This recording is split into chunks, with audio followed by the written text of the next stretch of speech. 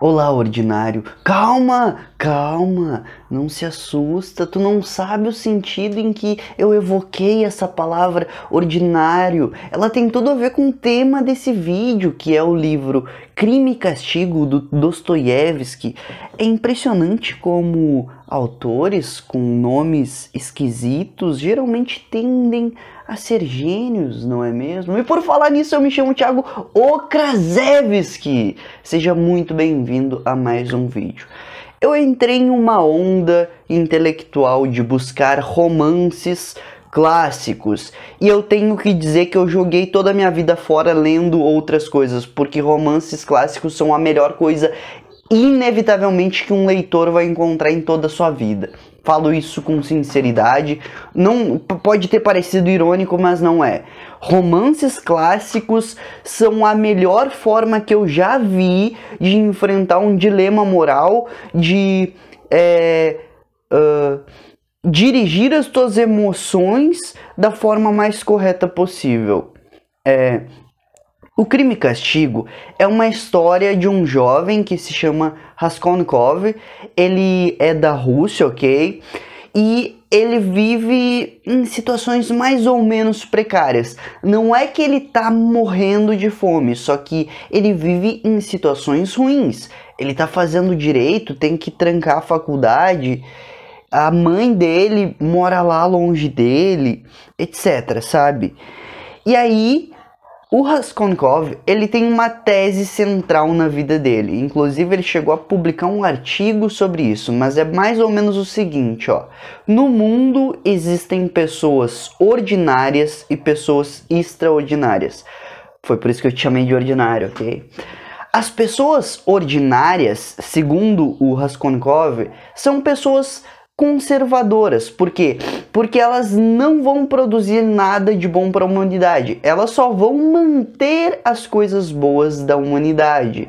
Em contrapartida, as pessoas extraordinárias, elas vão produzir coisas muito legais, como por exemplo, o que o Isaac Newton produziu na física, o que o Napoleão Bonaparte produziu na guerra, o que Jesus produziu na religião, enfim, são todas pessoas extraordinárias.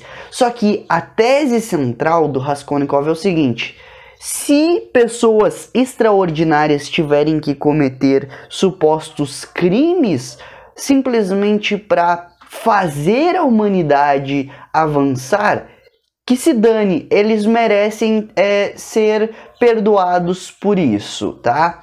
Por exemplo, se uma pessoa extraordinária tiver que eliminar 50 pessoas ordinárias para comprovar uma tese, ele deveria fazer isso. Por quê? Porque ele mudaria a humanidade beneficamente, enquanto esses 50 ordinários simplesmente estariam existindo, conservando as coisas que já foram criadas, ok?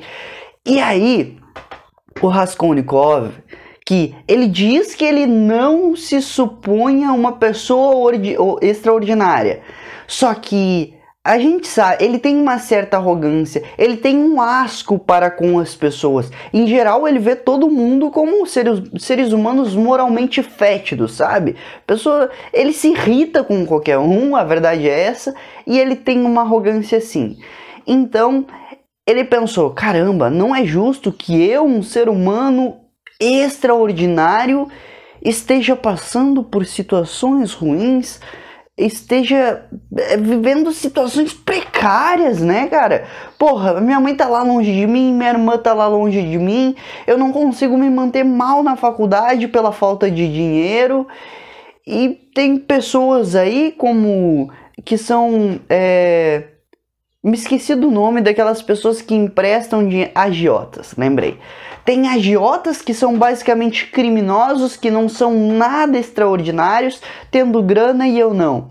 E ele conheceu uma senhora que era uma agiota, que trocava penhores, etc. E ele se enfrentou em um dilema, que era o seguinte: por que eu não mato essa senhora, já que eu sou um ser humano extraordinário, e que se dane, pego o dinheiro e utilizo a favor da humanidade nas minhas teses para me formar, para ser uma pessoa incrível? E ele começa a pensar nisso, inclusive ele vê algumas pessoas na rua comentando exatamente quase a mesma coisa. Se uma pessoa assim morresse, não faria falta nenhuma pra ninguém. Por quê? Porque é um criminoso. Só que em determinado momento o Raskolnikov recebe uma notícia que é a irmã dele vai se casar com um cara bem de vida, que já tem um escritório de advocacia, é um mano com grana, que pode sustentar todo mundo.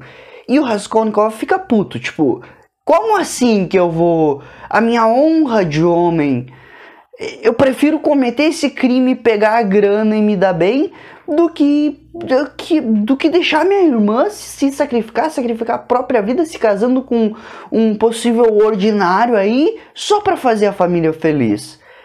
E aí ele tá decidido, eu vou matar a senhora. Ele vai lá e comete o crime. E então começa uma coisa horrível, sentimento de culpa. E não é exatamente um sentimento de culpa.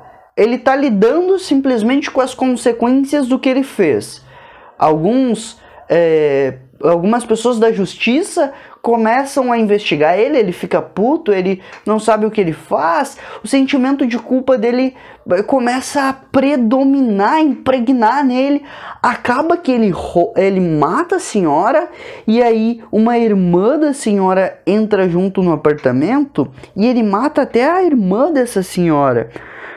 Então, ele rouba o dinheiro da senhora, que é um dinheiro razoavelmente bom, só que pela culpa ele... Puta, agora eu tenho que me livrar de tudo isso, senão vão descobrir que fui eu que matei. Ele vai lá, esconde os pertences, ele acaba nunca nem utilizando o dinheiro que ele roubou da senhora, fica atormentado, não consegue dormir, fica em um estado febril, lidando com essa culpa, e ele começa a se questionar, será que eu sou culpado mesmo? Eu acho que eu não sou, mas talvez eu seja. Eu sou um ser humano podre, fétido. E aí, daqui a pouco, ele, não, peraí. Alguém tinha que fazer alguma coisa, tá tudo certo, eu não vou me entregar. Como assim? Se entrega quem é errado, eu não tô errado em nada. E aí ele conhece um cara, na verdade ele já conhecia esse cara, perdão. E esse cara é um ser humano horrível, ele já matou 2 pessoas, é um ser humano asqueroso. E aí, por acidente, esse cara começou a seguir o Raskolnikov porque ele tinha um interesse na irmã do Raskolnikov.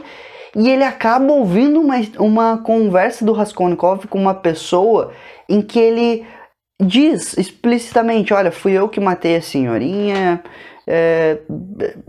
não sei o que eu tava na cabeça para fazer isso. Então, esse cara asqueroso chega pro Raskolnikov e diz, olha, eu te entendo, e dá uma piscadinha pro Raskolnikov, tipo...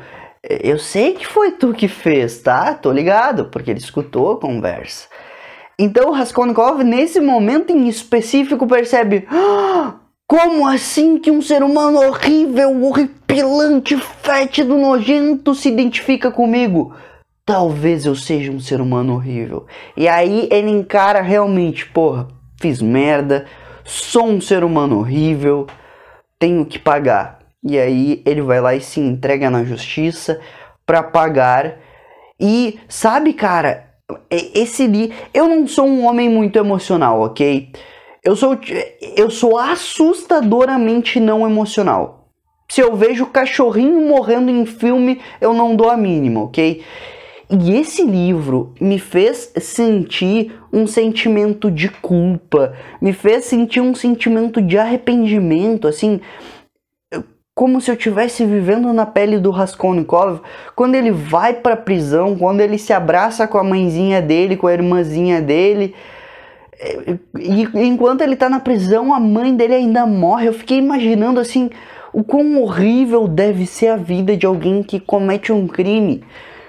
Pelo amor de Deus, eu te imploro, cara, leia esse livro, Crime e Castigo. Eu comprei da editora Príncipes. Tu pode achar que eu tô pronunciando errado, não é Príncipes, é Principis, ó, Príncipes, com um i no final, tá? Eu paguei R$11 nesse livro e eu tive uma das experiências emocionais mais profundas de toda a minha vida. Como eu já disse, eu não sou muito emocional, Mas esse livro me fez entrar na mente de um criminoso e saber o quão horrível é cometer um crime, o quão insolúvel é o sentimento de culpa e o quão horrível é tu ter que pagar por algo que tu fez, porque tu faz todo mundo sofrer à tua volta. Não só tu sofre, mas os teus amigos, os teus pais, todo mundo que tem um amor por ti, as pessoas mais importantes da tua vida sofrerão se tu cometer um crime. Então, mantenha-se longe de crimes por obséquio, ok? Pelo amor de Deus, não cometa crimes. Enfim, indico extremamente que leiam Dostoiévski, Crime e Castigo. É tua missão de casa, cara. É um livro, ele é pequenininho, ele tem 200 e... Pelo menos nessa edição aqui, tem 237 páginas. Acho que eu li uns 4, 5 dias, foi muito rápido. Enfim, é uma experiência colossal para te adicionar ao teu imaginário. Lembrando só, o teu imaginário é o que te faz inteligente. Quanto mais percepções sobre situações tu tiver no teu imaginário, mais modelos de ações, mais combinações de ações possíveis tu combina para utilizar na tua vida, ok? Então, vai enriquecer o seu imaginário agora mesmo. Gostando desse vídeo, não esquece de deixar o teu like, se inscrever aqui no canal e fazer o curso Mestres do Estoicismo.